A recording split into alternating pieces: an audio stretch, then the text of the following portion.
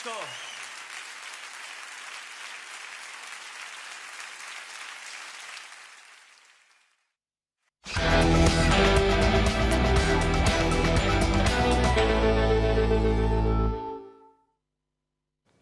COVID-19 kontra egiteko neurriak aurreikusi baino lehenago malgutuko dira Ipar Euskal Herrian. Frantziako lehen ministro Jean Castex ezustean egin zuen atzo iragarpena gaurtik aurrera ez da maskara jantzi beharko kanpoaldean. Egoera jakin batzuetan maizik ez da erabili beharko jende asko bilduko den lekuetan bakarrik alegia. Gainera igandean bertan bera geldituko da etxeratzea agindua aurreikusi baino 10 egun lehenago. Arratsaldeon guztioi Castex argudiatu du izurriaren bilakaera espero baino azkarrago ari dela hobetzen eta horregatik erabaki dela neurri murriztaileak lehenago leuntzea.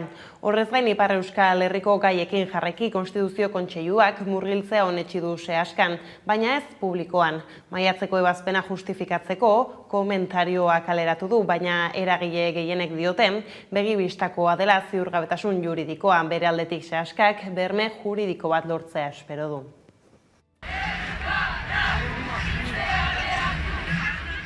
Konstituzio Kontseiluak iruzkin ofizial bat argitaratu du maiatzaren 21 argitaratu zuen ebazpenari buruz. Ebazpen horren arabera, euskarazko murgiltze eredua Frantziako Konstituzioaren aurkakoa zen ikastetxe guztietan. Argitalpen berri honetan irakaskuntza publikoko kasuetan baino ez dela horrela zehazten du. Eta beraz ez liekeela sehaskako ikastolei edo ikastetxe pribatu katolikoei eragingo. Hala ere azken erabaki horrek ez du segurtasun juridikorik. Ikusteko dago azalpen horrek benetan izango duen pisu juridikoa epaiaren aurrean, baina sehaskak zein hautetsi batzuek uste dute orain hezkuntza pribatua lasaitzeko moduan dela. Sebastian Kastet Euskal Konfederazioaren bozeramaileak hartarazi duenez borroka irabazita dago baina ez gerra. Lege bat ezartzen baitu Kontseilu Konstituzionalaren ebazpenak eta beraz une jakin batean beste gobernu batek murgiltze sistemari eraso egitea erabakitzen badu sistema horretan oinarritu eta berriz ere arriskuan jar dezake. Horregatik Euskal Konfederazioa konstituzioa aldatzeko eskatzen jarraitzen du, 2. artikulua aldatu arte beti egongo baita arriskuan. Aldaketa horren arrazoia bozeramailearen arabera da mobilizazio handien ondorioz Macronek atzera egiteko beharra ikusi zuela, egoera baretzeko. Azken erabaki horren arabera murgiltze irakaskuntza legez kanpokoa da sistema publikoan, beraz Kasteten arabera ez da nahikoa eta eskubide hori berreskuratzeko borrokan jarraitu behar dute. Albistea jakin bezain laster protestak eta salaketak esparru politiko eta sozial guztietatik iritsi ziren. Maiatzaren 29an protesta ekintzak egin ziren Frantziako estatu osoan. Baionan 10.000 lagunek manifestazioa egin zuten euskarak murgilketa sistema behar du eta euskarazko irakaskuntza arriskuan aldarrikatuz. Ordutik 140 legebiltzarkide gutun ireki bat argitaratu dute Emmanuel Macroni zuzenduta, Konstituzioaren 2. artikulua aldatzeko eskatuz. Horien artean daude legebiltzarkide guztiak. Basoa azterketaren filosofiako proba egingo dute gaur lizeoko azken kurtsoa amaitu berri duten ikasleek, 30 ikasleek azterketa euskaraz idatzi dutela protesta gizara iragarri du Etxepare lizeoko ikasle asanbladak. Taldeak ohar batean azaldu duenez, ekimen horren bidez ikasle horiek bat egingo dute, azken asteetan azterketak euskaraz pasatzearen alde abiatutako mugimenduarekin.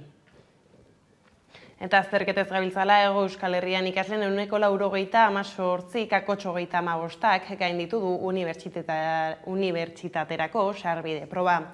Ez ohiko deialdiak Euskal Autonomia Erkidegoan uztailaren 6, 7 eta 8 izango dira. Nafarroan aldiz, datorren astean, ekainaren 23, 24 eta 25. Aipatu dugu hasieran Ipar Euskal Herrian musikorik gabe ibili ahalko dira herritarrak aurrerantzean. Honek ere agerian uzten du, besteak beste pandemiaren kudeaketan zer nolako ezberdintasunak izan diren, Euskal Herriko lurralde banatan edo nola ere, ikan-mikan nabarmenena Jaurlaritzan eta Euskal Herria Bilduren artekoa da egunotan. Pandemiaren aurkako legea protagonista izanik horretan. Unai Urruzono koalizioko kidea izan dugu magazinean gaia hizpide. Lege horrekiko gure desadostasuna erakutsi genuen eta horren arabera egin dizkiogu 70 piku zuzenketa partzial, baina berriro diot, pandemian bertan ikusi dugu nolabaiteko desadostasuna egon dela ejekutiboaren eta ez Euskal Herria Bilduren artean, baizik eta oposizio guztiaren artean, batez ere, eta nagusiki Urkullu ez delako gai izan halako egoera batean, emergentziazko egoera batean, mahai batzuk edo gune amankomunak sortzeko guztion artean pixka bat, honi nola aurre egin, pixka bat marrazteko eta erabakiak hartzeko ere, eta nik uste dut hori izan dela ejekutiboarekin edo Urkulluren gobernuarekin izandako tirabira nagusia. Pandemia zabiltzala Estatu Espainiarreko Osasun Publikoaren batzordeak ez du kalean musukoaren erabilera lasaitzari buruzko erabakirik hartu eta hurrengo bileretan eztabaidatzen jarraitzea adostu du. Madrilen egin duten bileran Osasun Ministerioak autonomiei helarazi die lanean ari dela maskararen erabilera erlaxatzeko legezko konponbideak bilatzeko Pedro Sánchez Espainiar presidenteak aurreratu duen bezala. Aurki derrigorrezkoa izan ez dadin. Ildo beretik mintzatu da Carolina Darias Osasun Ministroa. Como ha dicho el presidente Sánchez en el día de hoy, la flexibilización del uso de mascarillas en exteriores está pronto. Por tanto, estamos trabajando en ello de manera intensa y coordinada para hacerlo posible. Iñigo Urkullu Jaurlaritzako lehendakariak aldiz bihar ostiralerako deitu du bilera COVID-19 aurkako neurriez hitz egiteko. Jaurlaritzak adierazi du neurriak aldatzeko erabakia hartuko balute ere, gaur egungo arauek astelehenera arte iraungo dutela bilera erabakigarria izango dela aurre ikus liteke. Izan ere Jaurlaritzak atzo iragarri zuen ez dituela koronavirusaren aurkako osasun neurriak arindu nahi, 1.000 biztanleko intzidentzia metatua 150 kasutik behera mantentzen dela baieztatu arte. Eta atzo 10 hilabetean lehen aldiz jaitsi zen langa horretatik. Gainera Nafarroan neurriak malgutzari ekin diote jada bihartik aurrera ordu bete atzeratuko da ostalaritza lokalen barnealdeen itxiera orduan. Gauerdira arte egonalko dira zabalik, gehienez 50% edukiera erabilita. Kultur jardueretarako berriz 60% zehaztu dute muga Josu Ganuza dugu Iruñean. Pandemiaren egoerari dagokionez hemen Nafarroan atzokoan 56 gaixo berri atzeman zituzten COVID-19-arengatik eta positibotasun tasa beretsu mantendu eginda 3,2. Txerto prozesuari dagokionez dagoeneko 510.000 dosi baino gehiago jarri ditu osasun bideak eta dagoeneko 200.000 biztanlek baino gehiago txertatze prozesua osatu dute eta beraz immunizaturik daude sendagaiarekin. Azkenik, neurri murriztaileak bihartik aurrera berriro malgutuko ditu Nafarroako gobernuak eta ostalaritza gaueko 12etan itxi ahal izango du barnekaldea, terrazak aldiz, orain arte bezala, gaueko ordu batean itxi beharko dituzte eta COVID-arengatik irekitako ezoiko terraza horiek gaueko 11etan ixten jarraitu beharko dira. Honekin batera beste neurri murriztaile bat edo malgutu duten beste neurri bat kultura eta zinema aretoena da eta janaria eskaini ahal izango dute 30% edukierarekin ala edukiera handitu 60%. Gauzak horrela ondokoa da Hego Euskal Herriko egoera. Azken 24 orduetan 256 positibo berri atzeman dituzte gobernuek 9.141 froga eginda. Hala intzidentzia tasa 2,5% da une honetan. Bestaldetik, Portugal eta Espainiaren suspertze planak onartu ditu Bruselak. Espainiako suspertze plana Europako Kontseiluak onartu behar du oraindik 4 asteko epean. Halere, uztailean bertan Espainiak 9.000 milioi euro jasoko ditu eta ondoren, betetako helburuaren arabera baimenduko ditu Europako batzordeak hurrengo diru partidak. Datozen 5 urteetan 69.500 milioi euro emango dizio Bruselak Espainiari autonomia erkidegoen artean banatzeko. Gobernu espainolak baina ez du zehaztu oraindik zein proiektu aukeratuko dituen ezta nola egingo duen ere. Ildo horretan atzo Arantxa Tapia Eusko Jaurlaritzako ekonomia garapen, jasangarritasun eta ingurumen sailburuak diru laguntzak banatzeko lehiaketen irizpideak lehenbailen argitzeko eskatu zion Pedro Sánchez buru duen gobernuari. Eusko Jaurlaritzak 198 proiektu aurkeztu ditu eta 5.700 milioi euro jaso gura ditu. Bada Europako funtsak ulertzeko gida aurkeztu du gaur goizean Euskal Herriak kapitalari planto plataformak. Izan ere, funtsen aurrean Euskal eredu ekonomikoaren norabide aldaketa sakon baten alde agertu da eragilea. Bruselak Portugal eta Espainiaren suspertze planak onartu berri ditu. Datozen 5 urteetan 70.000 milioi euro inguru emango dizkio Europar Batasunak Espainiari erkidegoen artean banatzeko. Beraz, diru laguntzak laster dira heltzekoak Euskal Herrira. Hala, Euskal Herria kapitalari planto plataformak azaldu du kritika estrukturala egin diola Europako funtsen programa ekonomikoari, tartean funtsen baldintzapekotasuna. Alde batetik funtsen baldintzapekotasunean, eta hori ulertzen dugu bi zentzutan etorriko dela, bai reforma politiko eta ekonomikoen bitartez, bai pentsioen reforma laborala eta reforma fiskalaren bitartez, baina baita ere zorraren kobratzearen bitartez. Horrez gain plataformak funtsen helburuak salatu ditu, eraldatze ekologikoa eta digitala enpresa handien esku geldituko baitira. Era berean Eusko Jaurlaritzak Next Generation planaren barnean aurkeztu dituen proiektuak multinazionalentzat bideratuta daudela ohartarazi du plataformak. Adibide gisa hidrogeno berdearen afera edo 5G. Helburuekin ere kritikoa gara, ze azkenean saltzen diguten relato ofiziala bada transformazio produktibo batera goazela, baina azkenean ikusten dugu nola transformazio ekologiko eta digital hori enpresa nagusiek gidatuko duten eta ez duen onurarik ekarriko langile klasearentzat. Hala ere alternatibak ere proposatu ditu plataformak eta alternatiba nabarmenenak azaldu ditu. Finantzaketa lortzeko bestelako proposamen bat, sakoneko erreforma fiskal bat, eta transformazio produktiboari aurre egiteko bestelako paradigma bat. Hortaz, gaiztigatu du Europako funtsak ez direla eraldatze produktiborako plan bat, baizik eta enpresa handiak erreskatatzeko plana.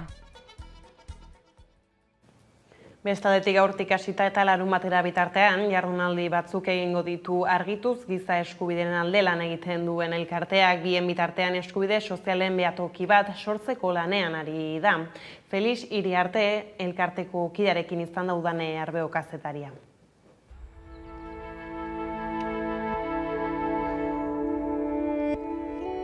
Argituz da giza eskubideen aldeko erakunde bat. Eta bere lelo nagusia, nolabait esatearen gure iparrorratza, da giza eskubide guztiak pertsona guztientzat. Eta hori ardatz hartuta egiten ditugu txosten batzuk esate baterako, edozein gauza pentsatzen dugulako merezi duela hor hausnarketa bat egitea.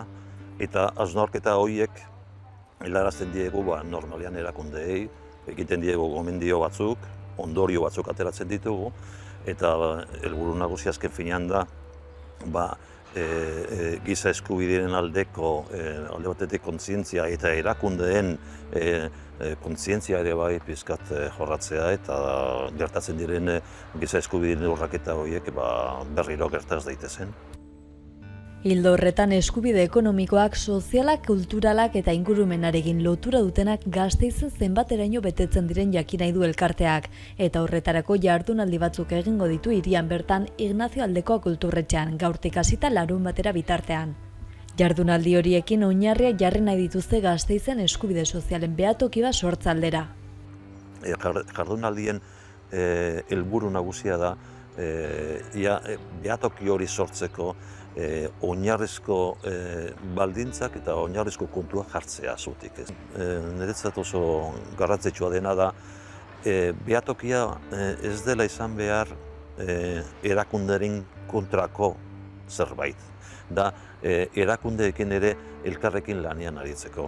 Hori ala gaur 4 hitzaldi izango dira. Christian Curtis Nazio Batuen erakundaren giza eskubideetarako goi mandatariaren bulegoko aholkulariak hasiko du. Ondoren eskubide ekonomikoak, sozialak, kulturalak eta ingurumenarekin lotutakoak bigarren mailako eskubideak ote diren hausnartuko da Iñaki Lasagabaster EHUko administrazio zuzenbideko katedradunarekin.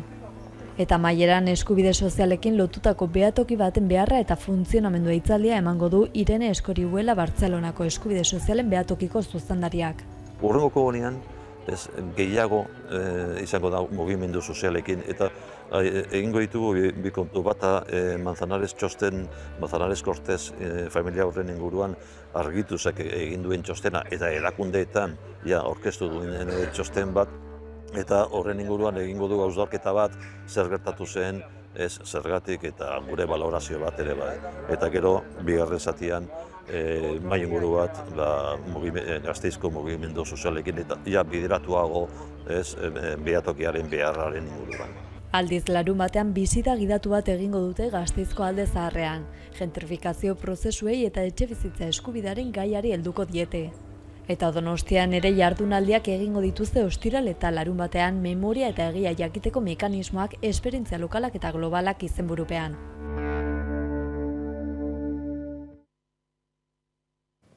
Ostera 5 urteko kartzela zigorra eskatu dute Josu Urrutiko etxearen kontra atzo eta herenegun errepikatu zuten eta azkeneko militante historikoaren kontrako epaiketa Parisen 2011 eta 2013 artean etaren aparatu politikoko kidea izatea, etako kide izatea, klandestinitatean bizi izatea eta etako kideekin harremanak atxikitzea leporatzen diote 2017an 7 urteko kartzela zigorra ezarri zioten, baina epaiketan parte hartu ez duenez, auzia errepikatzeko eska zezakeen Urrutiko etxeak eta hala egin zuen.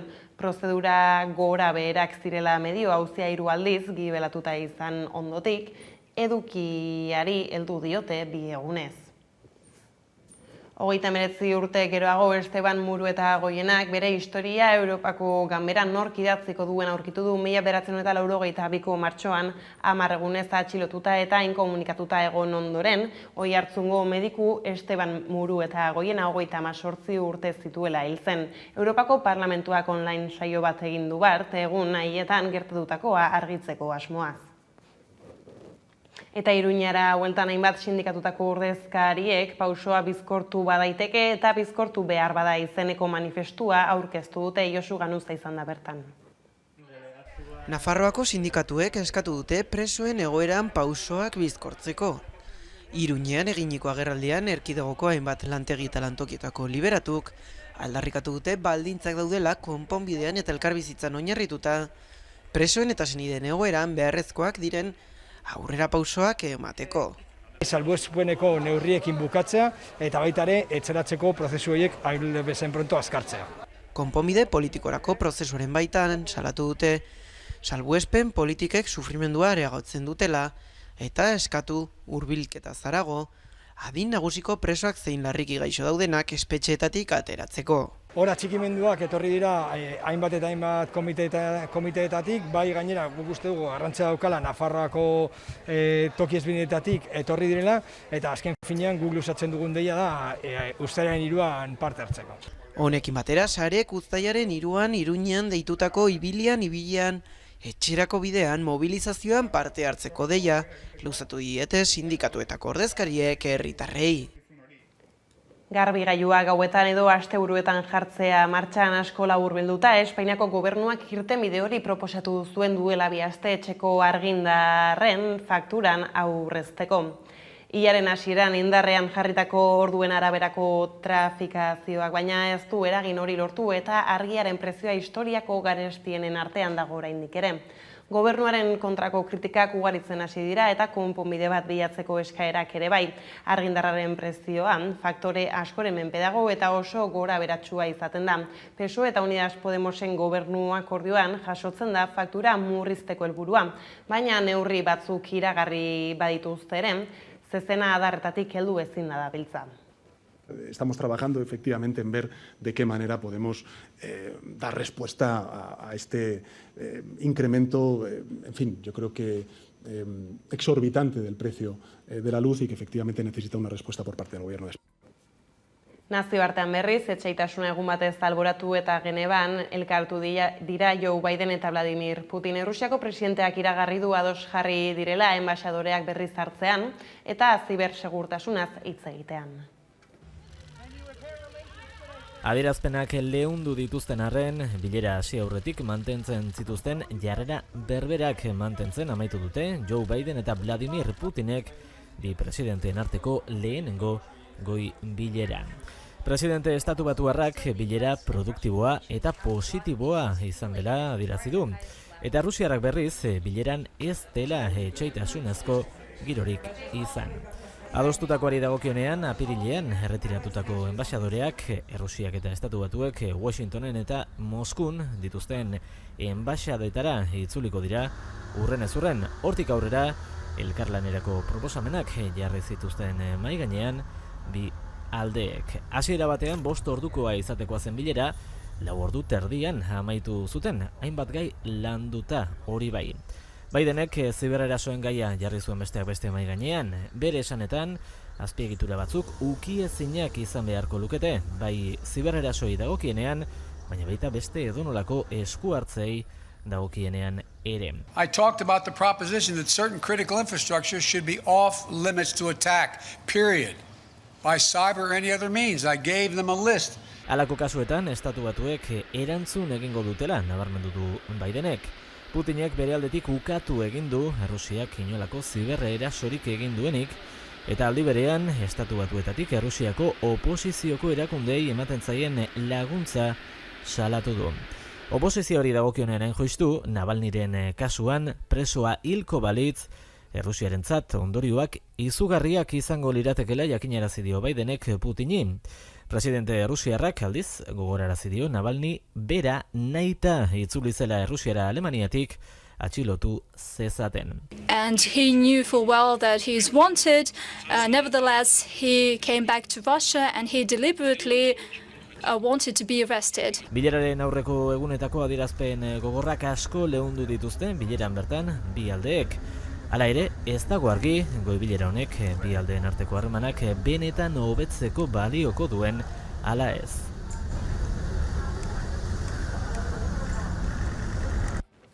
Eta nazioartetik kulturara Nafarroako gobernuak bertako musikari berrien sustapenerako 30 herri eta kontzertutako ibilbidea prestatu du.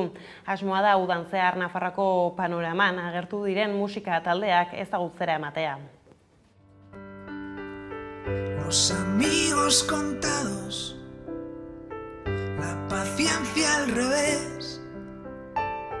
Ya no aguantas que otros te cuenten su vida si no van a estar.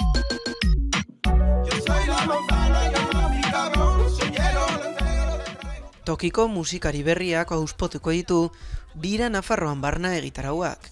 Foru Erkidegoko 30 herritan ekainaren 26tik urriaren 31 bitarte, 17 musikari eta musikataldek eskainiko dituzte kontzertuak gune eszenikoetan. Bira Nafarroan barna egitarauaren helburua da, bertako 4. artearen panoraman agertu berri zein oraindik bidea egiteke duten egile eta sortzaileei bultzada ematea, Nafarroaren luze eta zabalean jotzeko aukera eskainiz. Dar una oportunidad a quien arranca ahora su carrera o quien lleva pocos años de desarrollo, garantizando la variedad de estilos y registros musicales. La música es un sector estratégico, un sector necesario por el que apuesta el Departamento de Cultura. Rebeka Esnaola kontseilariak azaldutakoarekin batera, aukera ona da ere Nafarroako udalerrietako kontzejuentzat, izan ere udako egitarau oparoetan hitza osatzeko laguntza eskaini die programazio berriak Ander Orozek Federazioko presidente ordeak azaldu bezala. Zein garrantzitsua den kultura programatzea zaitasun garaietan. Zaitasun egoera honetan, Nafarroako toki erakundeak adierazten ari dira kulturaren aldeko apustua irmoa eta ausarta izaten ari dela.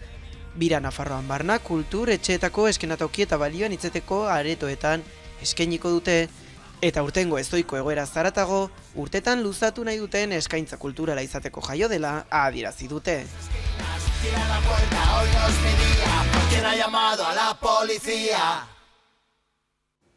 Luis Peret artista madrildarrak Bilbon egindako artelanak bildu ditu Arte Ederren Museoak Luis Peret Bilbon arte sakratua eta profanoa erakusketan.